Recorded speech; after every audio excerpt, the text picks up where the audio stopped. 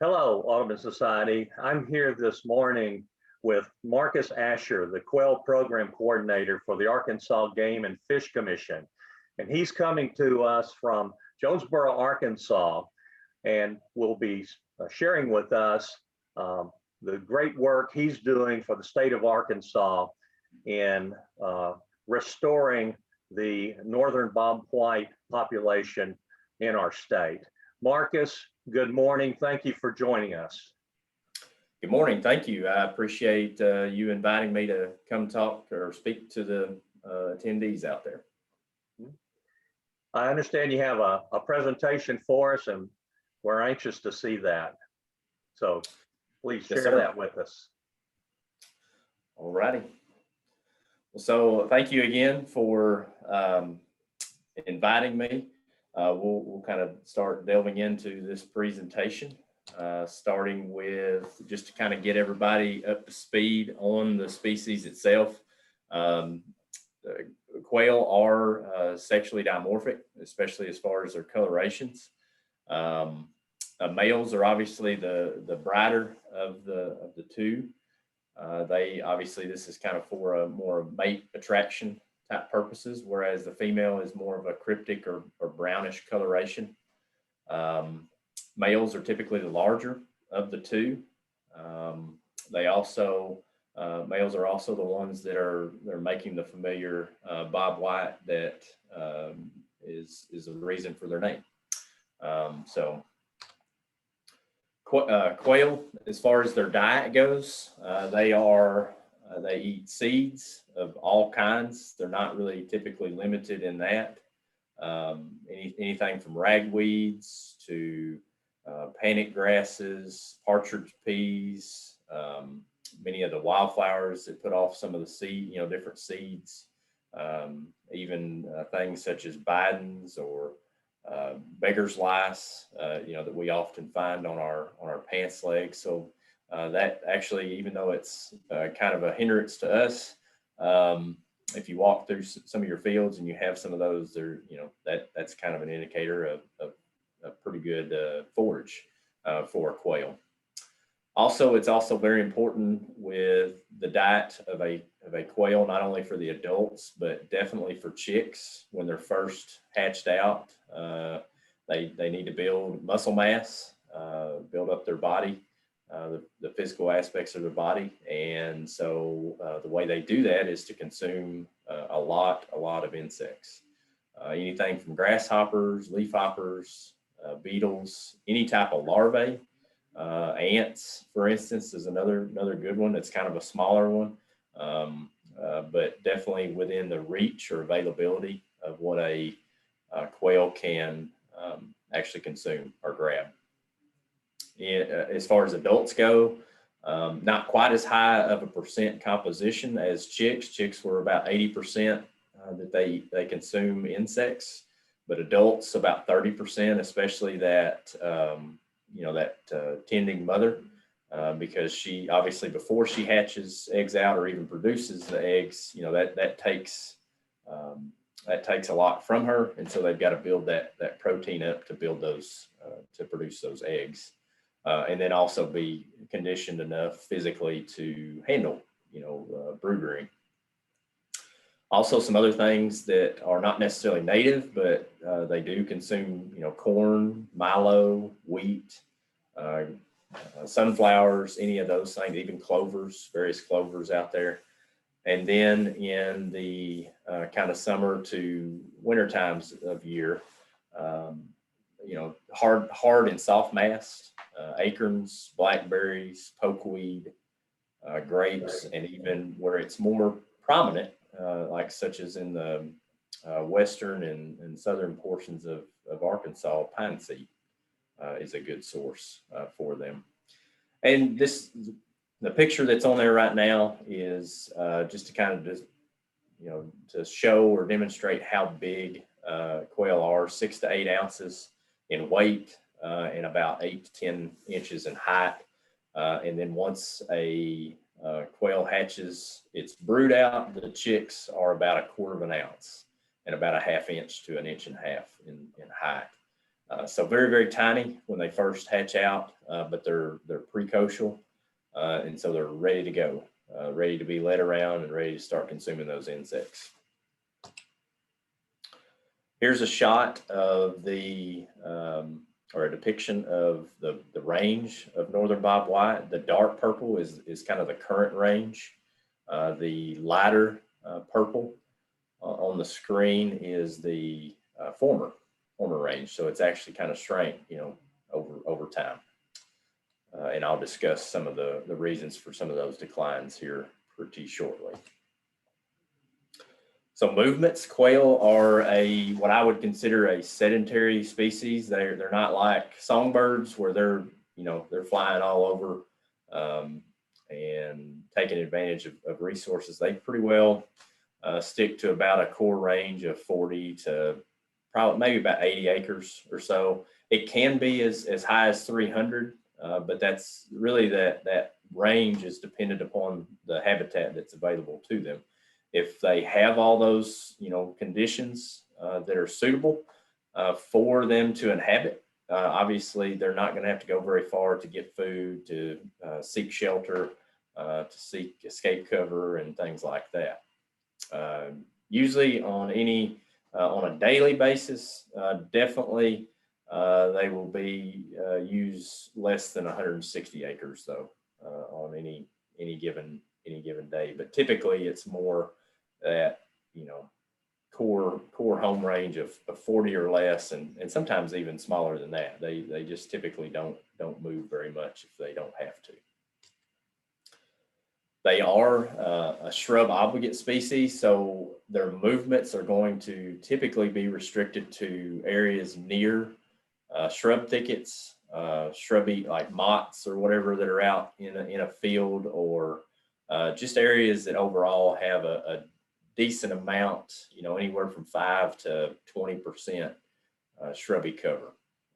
If areas don't have that, you're probably going to be very limited as far as seeing a whole lot of quail in an area if it doesn't have the shrubby component to it. What that shrubby component is used for, and I'll get into this a little bit later in the habitat portion, but it's critical for escape cover and thermal protection during the winter and summer months. You definitely have to have multiple habitat types in close proximity. The ideal is to have all the habitat components that a quail needs within a few fields, or a few, that core acreage of 20 or 40 acres is what you want ideally. You don't want them to have to move very much because, as most people will say, quail, everything likes a quail as far as trying to consume it. And so the least amount of movement that they have to make reduces the risk of predation. Even when they're young or dispersing, this is typically less than 2 miles. So they don't move very far. So it does present some challenges in how to expand the populations from areas that have poor habitat to areas that have good habitat. They just don't typically disperse. So you kind of need a step work process where one landowner or the public land or something that we have available needs to be adjacent to other good habitats, or they just don't typically move that far. There are exceptions. Obviously, you see this number here, anywhere from half a mile to 101 miles has been documented in research journal articles. But those are definitely the outliers, that 101. You see 20% traveled less than 2 miles for dispersing. I'm sorry, greater than 2 miles. I read that wrong. So getting away from their movements, as far as mating goes, they have, so quail on any given year, they have a very high mortality. No more than about 20 to 30% will last or make it to the next breeding season. And so it's kind of like similar to, I compare them to fish or insects or things like that. They produce a lot of offspring, but they have very, very high mortality. But they do have components within their kind of innate to them that allow them to persist. They have the longest nesting season of any temperate bird species. It lasts anywhere from April to almost all the way into October that they will actually try to hatch off a nest. Pairs usually form in April. Hens can mate with more than one male, so they're not monogamous, and so that allows more of an adaptive strategy to produce. A hen can kind of simultaneously be producing or having out there on the landscape more than one nest because she's not just tied to that one male. Also, males help out with incubation as well as brood rearing, and this is usually 25 to 30% of all nesting attempts. And they are very persistent. If they hatch out a successful brood, they will go ahead and have try to attempt another brood. Or if one of them fails, then they are persistent about renesting. So they really, really try within that long nesting period to at least hatch off one successful clutch or brood. Nesting, it takes a little amount of time, or a fairly good amount of time.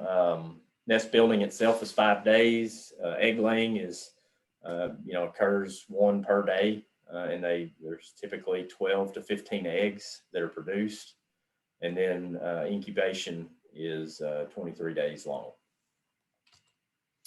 So for a total of around 42 to 48 days that female or male is susceptible again to some form of predation, because they're trying to tend to that nest, and they're probably not always as aware of their surroundings. They're more preoccupied with getting those nesting attempt successful.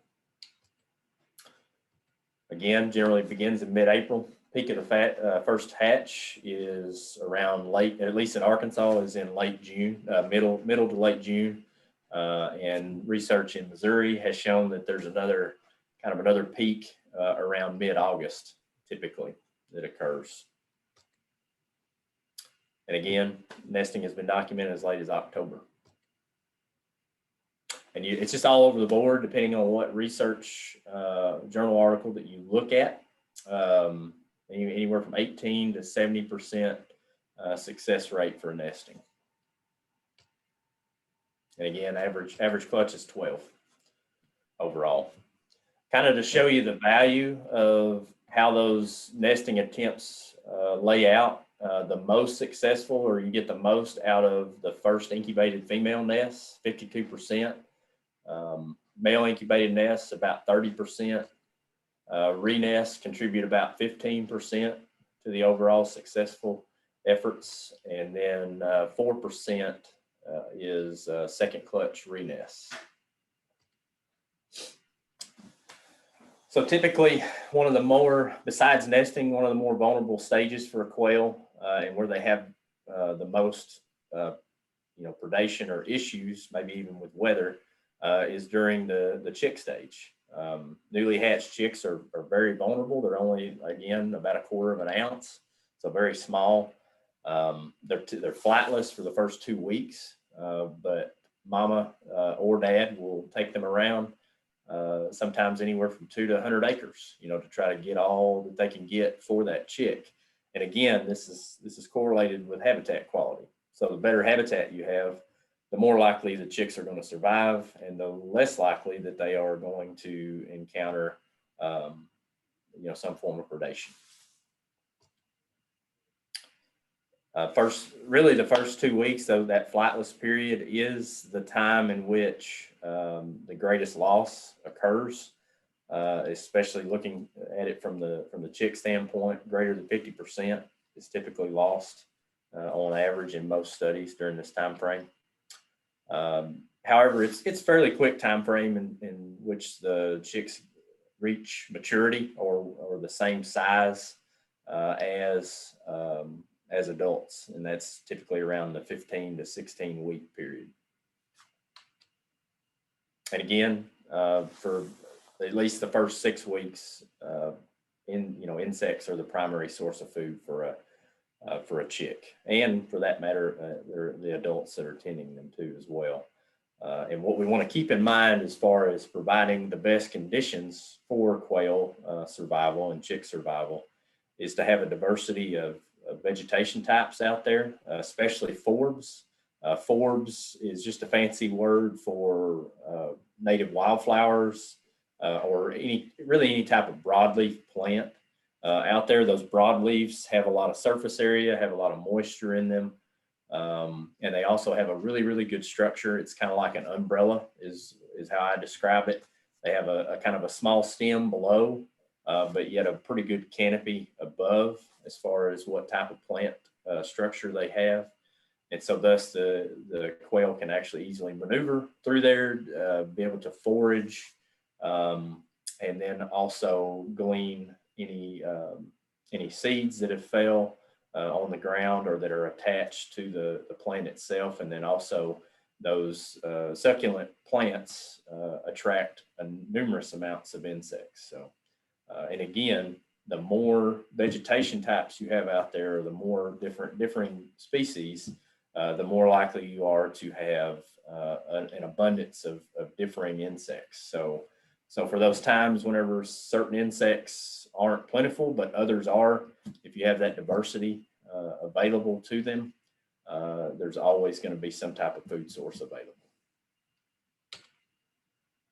And again, when looking at a fall population, which is typically the time most people are interested with quail, for hunting purposes, 60 to 85% of the fall population is that year's hatched birds. So it's very, very critical to have successful nesting and brood rearing occurring. And if we can provide those kind of conditions that they need, it's going to make it more successful. So when I talk about habitat for quail, we can look at this kind of habitat continuum where it goes from disturbed soil or maybe a manicured lawn, if you want to say, over on the left, to all the way up into a mature hardwood or pine forest. And quail live or are found mostly in this kind of in-between stage. And it has grasses, it has forbs or wildflowers, it has this shrubby component to it. And what this looks like, in my opinion, and I think to a lot of people, is it looks less pretty or less manicured. Plus, it's only a temporary stage. If a person is to walk away from, once they get this stage, if they're to walk away from it, don't do any management, no burning, no grazing or type of any kind of disturbance, that will eventually move into this closed canopy, park-like condition that you see on the very far right. And although it's a prettier sight to the right, maybe depending on who you look at, that is definitely not all the shading that occurs in that area. You will have virtually very little understory vegetation, which is critical for a quail, for a 6 to 10 inch quail. Those trees provide very little actual cover close to the ground. And so thus they're very exposed, and they don't, they would oftentimes move through that forest to try to find those specific characteristics that they key in on. Here is a shot of what I am talking about in real time or live out in the field. Is is these habitat conditions. So there's grasses, there's these broadleaf plants that you see out there. There's also a component that I didn't discuss, but bare ground is actually, or kind of an openness at ground level that you can see kind of from the dark spots that you see through there. You can actually kind of almost see through the vegetation and be able to see that ground floor. Plus you have all these shrubby, shrubby little thickets interspersed out amongst the field. And it's not just in one spot. The shrubs are not just in one location. They're very dispersed across the entire setting there. And this is obviously during the growing season.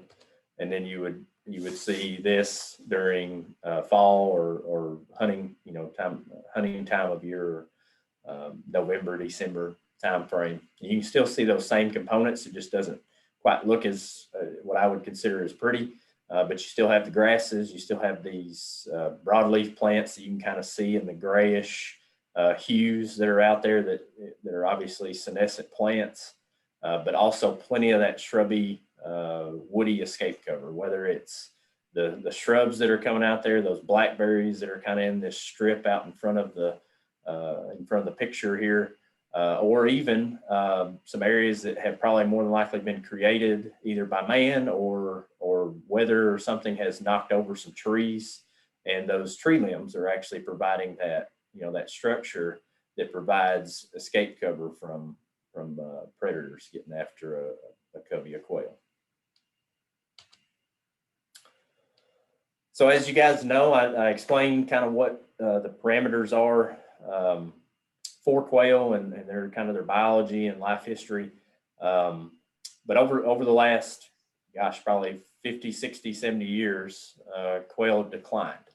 Not only in Arkansas, like you see over on the left-hand side through our breeding bird survey efforts that occur in the state, but also the entire U.S. is basically has seen a decline. Although I do see, although it's small, I do see an actual uptick here at the very end of this interval, 2013, 14, 15 timeframe. We are actually seeing somewhat of an increase, especially in the U.S. overall. This decline, so you wonder, okay, well, why are they declining? Well, I think if we just take a tour of the U.S. or even more closely for us, if you just look over the entire state, if you were to drive from side to side or all over, make a circle completely around all the eco regions of Arkansas, I think it's fairly clear what has occurred. When I described what quail habitat looks like, I showed you the pictures. I think it's very rare and very, there is states out there or fields out there that look like what's in those pictures and have those conditions that are necessary for quail. But overall, the landscape has changed dramatically, especially with our land use practices. Let's just start out in the Delta. There's always been crops in the Delta, but there was these rougher areas, like these buffer to the fields. There was brushy fence rows. There was just these odd places that farmers were not able to farm. It just wasn't conducive. So over the time, we have even not only ridded an area of the entire field itself that they crop because of certain practices. Like at one time, those fields were way more weedy when there wasn't as much technology and herbicides and things like that. So those fields, the actual fields where the crops were grown, actually had a lot of those characteristics, habitat wise.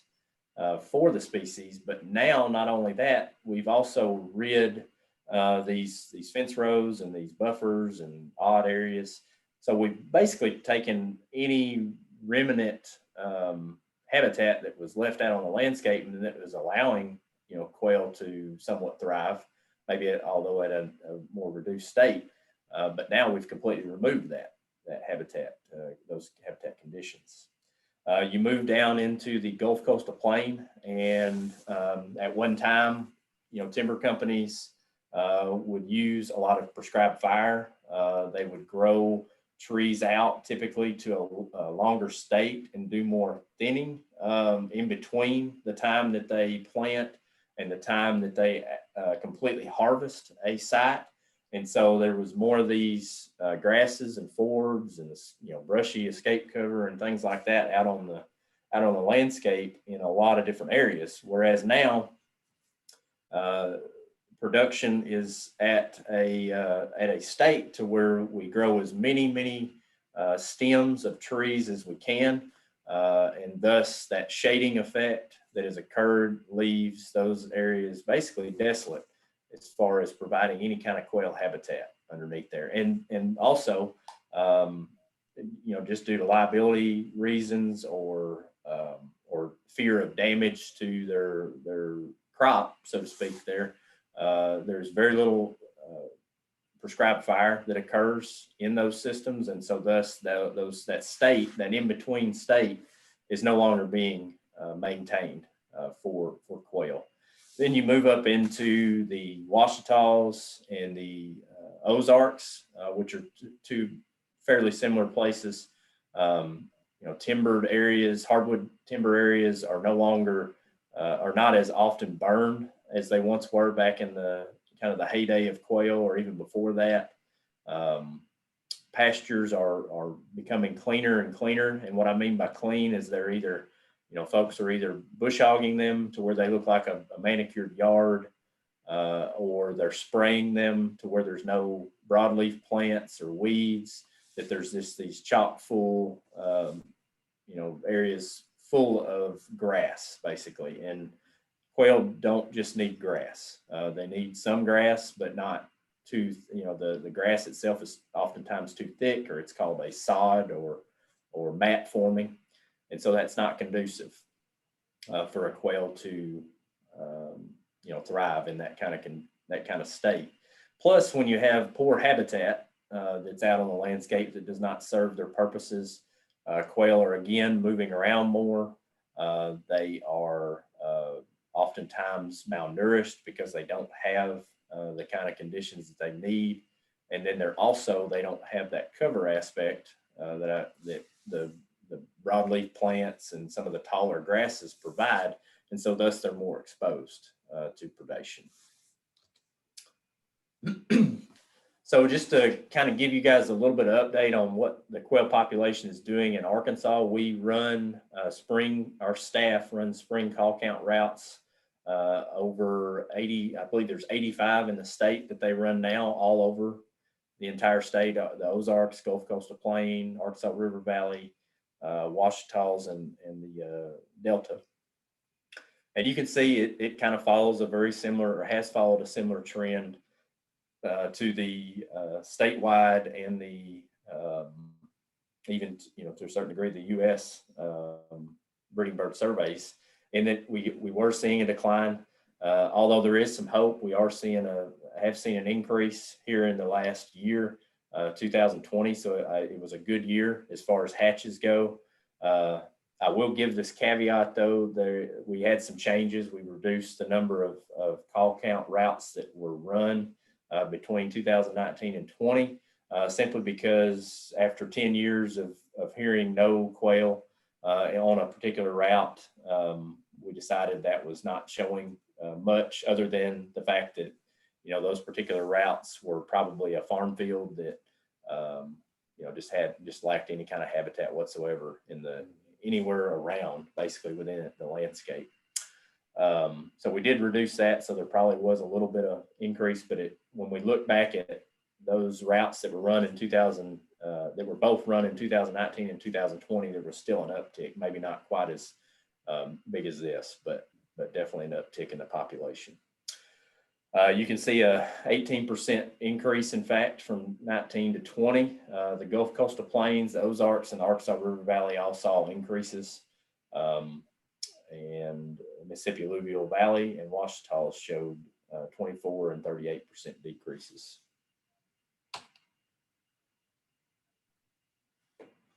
So this is just kind of a map to show where the higher numbers of quail were herd on those routes. You can see that around the Fort Chaffee military base there's like 3 or 4 routes that are run on that base, and you can see the results of that. There's obviously Fort Chaffee is 66,000 acres, and most all of it, probably definitely 40, I think it's about 48,000 that they really manage, with fire on a 3-year or so return interval. And you can see the results of that. Definitely higher numbers over there. There's some areas over in north central Arkansas around Harold Alexander, for instance, in Sharp County. And then in Searcy, there's some areas around there that still have some decent populations of quail, maybe just a byproduct of probably not as clean a farming. Still have some rougher areas out there, brushier type areas. And so thus you see some of that. Even some areas down in the Gulf Coastal Plain in Jefferson County, and then also around Howard County as well. But overall, on these surveys from year to year, typically the Arkansas River Valley and the Ozarks are the higher producers as far as the male quail herd overall. And those results were taken from routes that were just randomly placed within the landscape. There was a few, like I said, on Fort Chaffee that show, that demonstrate some of our habitat work that's going on, and I think you see that. But overall, the majority of those are just in random spots that may or may not have some type of management occurring. So with our brood survey data, this is where our staff, as they're doing their normal activities, they are just out there looking for quail as they as they're doing their different chores. So it's not really any kind of thing that they go out and just strictly listen for the birds themselves. It's just as they're doing their normal work, but it's on WMAs typically. And so thus I think this is a better indication of what our management is doing over the long term, where people are actually doing prescribed fires, doing disking, doing thinning and things like that. And you can see it kind of got to a lull between the 2008 to maybe 16 timeframe. And then since 2017, when we really stepped our efforts up on WMAs and really throughout the state, I think we're seeing some of the results of our management that's going on there. Plus, also, I will say this, in 2019, we have started a quail survey app that the public can really become involved. And I think we have seen that uptick in folks participating in that. So that's adding to some of the numbers, but I definitely think overall our habitat work is paying off. This just shows when I was talking about that nesting efforts back in one of the earlier slides. This is when our peak hatch occurs. And I don't think we see that second hatch occurring because we do not finish the survey out through like September and October to see some of those later produced broods. So one of our efforts that we do here in the state to improve the quail populations, we work on 6 different WMAs that we own within the state, and actually a 7th that is owned by Pea Ridge National Military Park, the Park Service. This roughly equates to 11,591 acres on those 6 WMAs. And up till now, you can see this last FY20, on our focal areas, we conducted about 7,600 acres of habitat work, whether that's cedar removal, disking, mulching, burning, WSI, and so forth, commercial harvest, and so forth. Also, I include in on this, we also, continue to do work on some of our not necessarily quail centric WMAs, but last year we conducted over 35,533 acres of habitat work on various WMAs within the state that would be more conducive for quail to live within. Obviously, that's not including any of our bottomland hardwood areas that we flood and things like that. That's just not conducive for quail. But you can see we've increased from 17 to 2020. The amount of work that we're doing on those focal areas, we're up to that 7,500, 7,600 mark. As a part of these focal areas, when we're doing this habitat work, we want to see, are we making a difference? And I think overall, there is a couple in there that are not necessarily showing the results that we want, and we're looking into that, or we will be looking into that. But overall, all the WMAs that you see on here, those focal areas, have shown basically an increase in what we're, in the level of spring calling males that we hear on this site, on those sites. Also, as a part of that same monitoring, we not only listen for quail, but we listen for various songbirds that are associated with the same type of habitat as quail. So eastern kingbirds, field sparrows, indigo buntings, painted buntings, prairie warblers, yellow-breasted chats, grassland sparrows are all species that we look at. And you can see in all these, we're actually seeing although it's a smaller increase, we are seeing an increase in the number of these type of species that we see over the focal areas.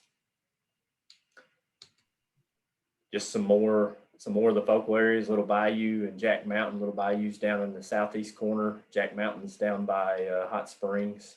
But again, I think we're seeing some decent increases in the amount of songbirds that we hear.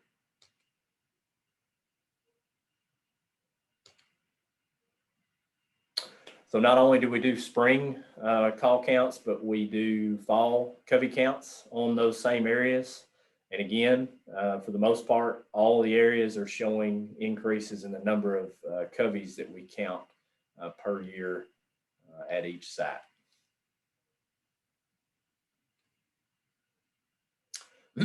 In order to further illuminate some more, what I would call, so we have focal areas in WMAs, but we want to illuminate some what I call landscapes or larger areas that we want to hone in on, especially from a private land side of things. Because we're, if we just do work on WMAs and maybe some of our partner agency lands, those are scattered throughout the state. And so we're not fully able to take advantage of making this landscape scale difference in quail populations, which is what we need overall for quail to be more prominent on the landscape, is to get our private lands efforts stepped up. This is we're working with the University of Arkansas to develop a quail habitat suitability index, seeing what's out there right now, and so that we can better be able to focus on some of these areas, maybe build upon what's already there, and kind of move forward and make a larger effort. As I said, we work with not only our WMAs that Game and Fish owns, but we work with partner agencies, Forest Service, Nature Conservancy, even a university that has a field station down south, Henderson State, and then Arkansas Natural Heritage Commission. So on Forest Service properties at these 4 different districts, we have completed over 1,200 acres of habitat work, just for providing money to them so that they can do good things as far as quail goes, habitat wise. On these particular properties, the Nature Conservancy, Heritage Commission, in that Henderson State property, over 3,200 acres that we've helped to improve on those partner agency lands. Pea Ridge is a key partner for us, the Park Service. It's one of our focal areas. And over the last, 4 years or 3 years, We've helped to provide funds for them to conduct prescribed burning, planting of natives, and cedar removal on the area that has amounted to about 4,300 acres of habitat work.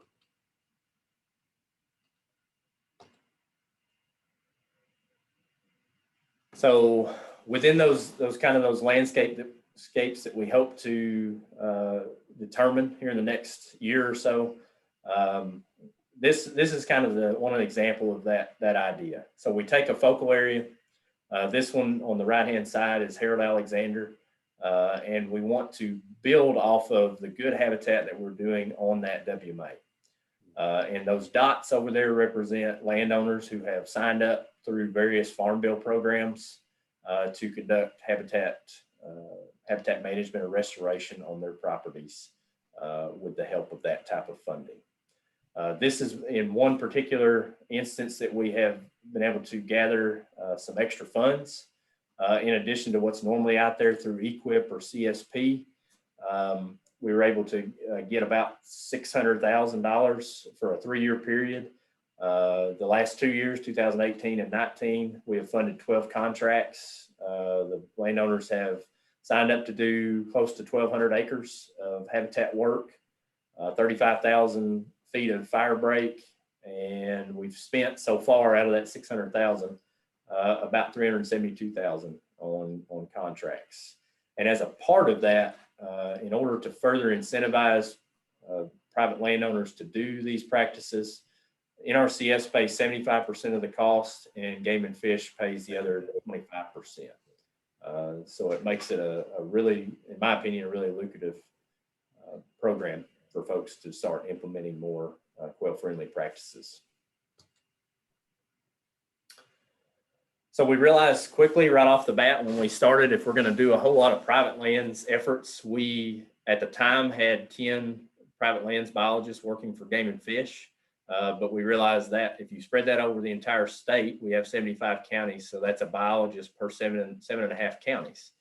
So we said, okay, we need more help, help to, give guidance and provide plans and get people, the right type of help that they need so that they will feel comfortable implementing habitat work on their particular properties. Over the last, so we hired 8 different biologists from using grants between ourselves and NRCS to hire 8 farm bill biologists through Quail Forever agency. And over this time period from 17 to now, they have contracted or completed financial assistance programs, whether it's NRCS's Fish and Wildlife Service, even we actually, AGFC has an Acres for Wildlife program, but we've contracted or completed 69,700 or 675 acres of habitat on private lands. Those folks also, as a part of this, we want folks to be informed. We want private landowners to understand what quail need, and so thus they will hopefully jump on board and start helping. So they've conducted over 275 workshops and completed 2,082 site visits with landowners over that time frame. Also, in order to facilitate more habitat work on private lands, we have hired a Quail Forever crew. It's a 5-member crew that just works on private lands and some of our focal areas that we have around the state. But this crew is different than the farm bill biologists in that they actually physically implement the habitat practices. So if a landowner doesn't necessarily want to go through a financial assistance program, he just wants the work done, we can send this 5-person crew out and conduct a prescribed burn, or do timber thinning, or spray some type of invasive species or something like that. So they were hired on back in May of last year. And so far that crew has implemented over 5,800 acres worth of habitat projects, since that time period on private and some public lands as well as needed. So another aspect of this, as you guys know, grazing itself can be I think grazing can be a good tool for landowners if done right. just like prescribed fire or disking or anything else.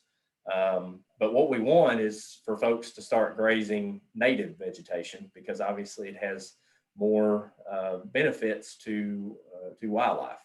And so we've set up a native grazing demonstration project. I don't want to get just a ton of folks in this, but I just, as it says, it's a demonstration project. So we want to get those key individuals that are willing to establish native grasses on their place, begin to graze them, and then take various measurements, whether it's body condition for cows, hair scores, and even weight gains, so that we can show other producers that, hey, these are very viable,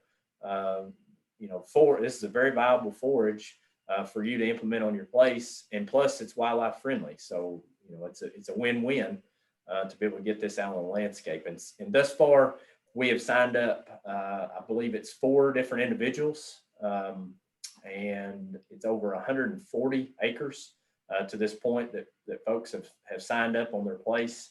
One of which has already planted the native grasses, and we're waiting for it to come up, hopefully this summer. And then a couple have sprayed their fields, sprayed out fescue and Bermuda and other things that they had in their fields in order to start that process of getting those native grasses established. I have 3 others that are interested, a couple in, or one in White County and a couple in Drew County. But again, we're always trying to solicit some of those folks to jump in and show that this is a good practice for not only the cattle itself, but also from a wildlife standpoint. You probably know, we during 2018, I believe it was, we implemented a Northern Bobwhite conservation stamp. Everybody's strapped for funds. So this was a avenue to not only get awareness out for quail and their decline, but also to generate some revenue towards just quail specific or that early successional grassland type habitat. These funds are funneled to that. We also have started a program with the Arkansas Game and Fish Foundation that they are providing prints, or making prints available of this stamp so that folks can buy that.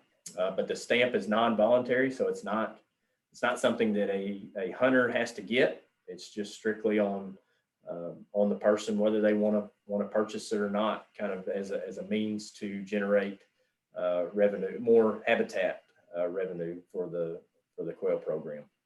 The previous stamp made about 23,000, and we sold 10,530. The current stamp that's on sale right now, which is the one you're seeing in the picture there, it's sold over 5,300 copies, and it's generated about 40,000 in revenue. So if you guys have any questions about how you can help with our quail efforts, this is certainly one aspect, is to not only, first of all, buy a hunting license. That helps to support us, but also purchase a quail stamp to help go to habitat restoration in the state. So with that first sale, that 23,000, we matched some dollars within my own budget and conducted a project on Fort Chaffee military base. Again, it's one of the sites of our higher populations of quail, and we restored an area using a mulcher to remove a lot of cedar that had encroached. And we spent about 6 months renting a mulcher.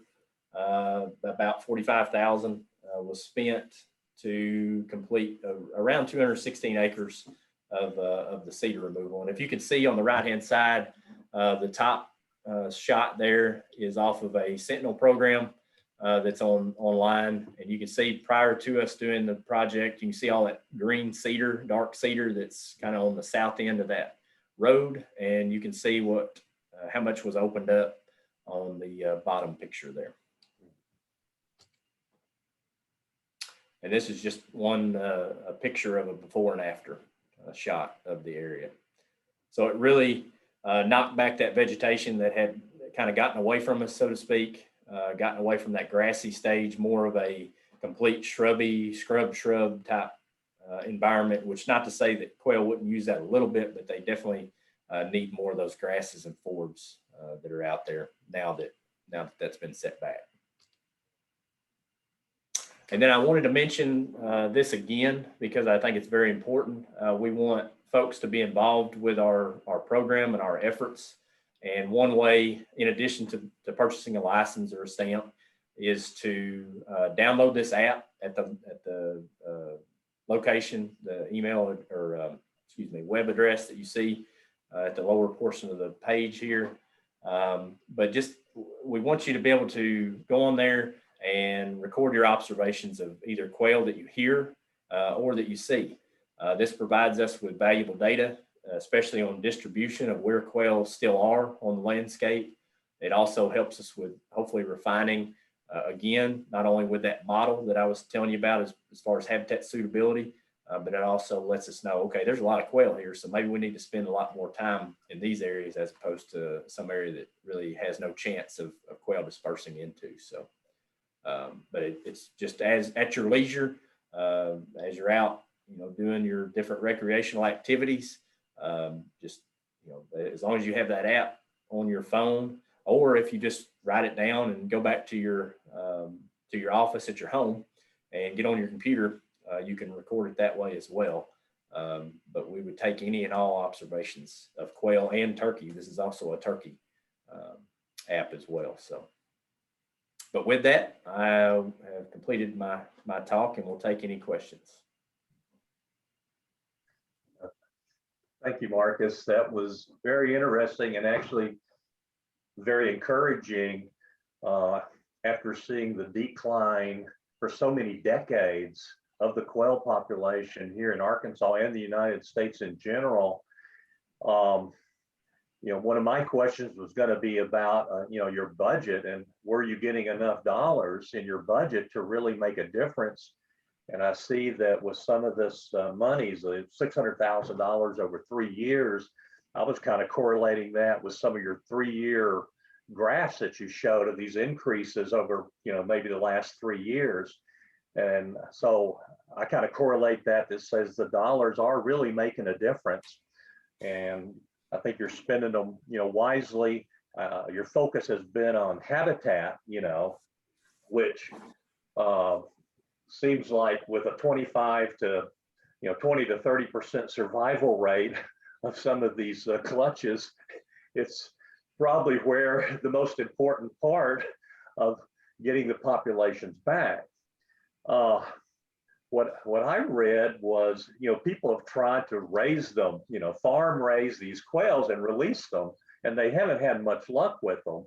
And in other species, sometimes they'll relocate them, but I don't know how you would, the quail lifespan seems so short. I don't know how you would capture wild quail and relocate them to these areas that need to be repopulated. Has that been discussed at all? Yes, actually, Tall Timbers Research Station down in southern Georgia and northern Florida, they have worked on multiple projects, some of which even moving quail from long distances up to, I believe it's New Jersey and Pennsylvania, I believe, if I got that right. And they are showing some successes with that. It's the more success is typically the shorter distances in which they move quail, like say from places, just right down the road, for instance, or something. Obviously that prevents as much stress on the bird, because they're obviously caught and fairly quickly released, whereas with New Jersey or wherever, they've got all that time that they have to spend in like a cage or a box or something that they're holding them in. So there is showing some promises there. I think we are, at least currently, we are a state, as you saw on the previous slide, or my last slide there, we still have decent numbers. They're not anything near what they were back in the 60s, 50s, 70s. No, not at all. But there's still a good amount of quail out on the landscape that if more folks pitch in and do these habitat improvement practices on their properties, and they talk to their neighbors. I mean, because it's not just about, you know, doing your 40 acres. It's talking about getting a landscape, several thousands of acres to really make a difference. I mean, not to say that you cannot make a difference on 40 acres. Any little bit that you do is going to help, but it's going to be compounded by working with your neighbors and getting them to do more habitat work. You know, our research shows out of the same organization, Tall Timbers, also Oklahoma State, the Fred Guthrie with them showed that at a minimum, as far as minimum population viability, having quail on the landscape for, I believe it's let's say 100 years. In order for it to sustain for 100 years, a quail population has to have at least 800 birds. Wow. And be able to, you know, live on basically about 1,500 acres or so to truly make it last. Now, not to say that you don't put, you know, habitat work on your 40 acres and you've got a covey on there, you'll probably be able to maintain that. But maybe not, depending on, you know, the dynamic, you know, way our weather is. And if we get, you know, a whole lot of springs in a row to where they can't hatch off and or the winters, as far as adult survival, if we have really, really harsh winters, like even harsher than what we had this past January, where snow and stuff stays on the ground, quail aren't able to readily survive that because they can't scratch down and get food and all that sorts of things. So, but in order to do that, we've got to affect and make a greater difference on a landscape size scale in order to really make a true effort at this. So you talked about like a home range for a covey and a covey's about 12, I think, is the average covey. They talk about 12 to 15, I think you said. Yep. And that the home range is about 40 to maybe 80 acres. You've seen some outliers in there. Yep. Do coveys coexist within those acreage, or is that they're kind of territorial? They're not really territorial, but they will, like, each from year to year, you will probably not have, if you were to be able to tag and track, you know, the progression of that covey, they have what's called a fall shuffle, and they'll go into the fall time period, and they may, you know, you may have several individuals on, you know, in one particular week in that covey, and then you go back to them a couple of weeks later, and some of those individuals will not be in that same covey. They actually try to kind of mingle around, if you will, I guess is a loose term for it. But that's thought to help with, you know, inbreeding, for instance, not to be in that same area as some, you know, most of your individuals of your family. And so they kind of move around somewhat. So yeah, they do get together. There is, during the springtime of year, broods will come together. So you may see a brood of 8 birds on your property one day, and then you see it a month later and you're like, yeah, I know this is the same covey, but man, there's like 15, 20 birds in this covey. What happened? Did I just not see them? Well, they may have actually come together, maybe even some that a hen raised up for a little while and then said, hey, I'm going to try to hatch off another clutch. And so they just said, yep, you're on your own. I've raised you long enough, and they'll find, kind of find each other, so to speak. So I was looking, I'm trying to think of a bigger picture and look at your goal. At what point you would say, yes, we have been successful in restoring the quail population. So, I kind of wrote down your 2003, 2004 numbers.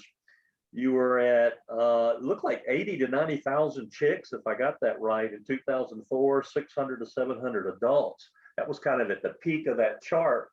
And we've declined, but come up a little bit. What number, is there a number that you would say, okay, the quail is safe now? We've turned the corner, because this decline has been for decades. How do you know you've turned the corner and we're back to cruise control again? Or do we always have to fight this, is there always that danger of losing this habitation? I guess there is, but There, yeah, certainly, because there's always, okay, so to truly answer your question, what I consider will be successful in my career, and we got to have reality. You know, you're not gonna, in my career, which is another 20 years maybe, if we can have maybe 2 to 3 large landscapes where people can go consistently, and you know, about every time they go to an area, to whether it's hunt or to just view quail, if we can have something that, like, just even saying, you know, kind of that north central area where right now where I showed on that quail survey app, there's a lot of concentrations there, maybe over toward the Fort Smith area, maybe even down south Arkansas somewhere. If we can have 2 or 3 of those that are large landscapes, you know, talking tens of thousands of acres, you know, fairly contiguous. It doesn't have to be, you know, one right after the other, but you have really, really good habitat set up in those landscapes, and you have birds there. I would think, in my opinion, anywhere from 0.3 birds per acre on most of that area. If we can get that, I think that's would be success. But I'll be honest, it's when you don't hold the ownership of this, and you can't, I mean, you know, a person that's in a business, they hold complete ownership of that business and basically anything that goes on with that business. Well, if you look at, I hate to compare it to this, I hate to compare it to a business, but I mean, from a business model standpoint, we don't own these, you know, I mean, we manage them, but we don't own this land and all that. And so you just can't tell, you know, what someone's going to do in 5 or 10 years with their property. And so that population is dependent upon all those acres. And our acreage is, the vast majority of them are obviously owned by private individuals, but these private individuals are typically making money off of that property, whether it's a agriculture crop, corn, beans, rice, whatever, trees, or producing cows or some type of a forage for a cow. And so it's all dictated on that. And if those markets are good, and I mean, let's face it, if those markets are really good, and they're trying to do everything they can to make the bottom dollar, you know, pencil out. And if that, I mean, let's face it, sometimes wildlife falls at a lower stance or lower priority. And so that is it's gonna be difficult. I'm not at all gonna, you know, sugarcoat it. It's just the way it is. We at Game and Fish, we only own approximately 380,000 acres, of which a lot of that is over in the eastern part of the state, and it's duck. You know, it's basically duck habitat, and so it's very difficult to just manage that. And they're spread out throughout the state as well. And so it's not a one large contiguous block of great, you know, habitat. It's just kind of scattered. So that's why I know I'm rambling, but there's a lot of facets that you have to consider for that answer. And I can, again, if I can get several of those, you know, 2 or 3 of those landscapes, I think that would, in good condition or decent condition where we have decent populations, I think that's my goal overall. Yeah, sounds like awareness. Then awareness is a key factor to keep it in people's minds. And it sounds like too, you have some good organizations that have formed to really support the quail population as well. And I'm glad to see that you've partnered with the U.S. Forest Service in some areas there that would give you more property, maybe make it easier to manage some of that property that is non-private at least. I thank you, Marcus, for sharing all this. This is all new information for us. And I know the battle has been going on for a while to try to turn this around. So I'm very encouraged to hear what you've been doing. I want to make sure that our viewers here know of that website to go to at the Arkansas Game and Fish Commission. At that, I guess it's the phone app, and it's the brood survey area where they can report, you know, if they hear a bobwhite, which, you know, is a very distinct call. And anyway, appreciate that. And where can they purchase the stamps? The stamps is where they go to the Arkansas Game and Fish Commission under the brood survey to purchase the stamps, the quail stamps. Right? Well, no, the brood survey that would be on the website, but you can go to well, if you know, when you purchase anywhere that you purchase a license, so at a regional office, a nature center, our central office, and I feel certain even if you get your permit online or your license online, there's an option there to purchase a quail stamp as well. So okay, thank you for that. I hope our viewers take advantage of that. They really look good. And thank you again for spending time with us this morning. Thank you, Marcus. Marcus Asher from the Quail Program Coordinator for the Arkansas Game and Fish Commission. Thank you, Marcus.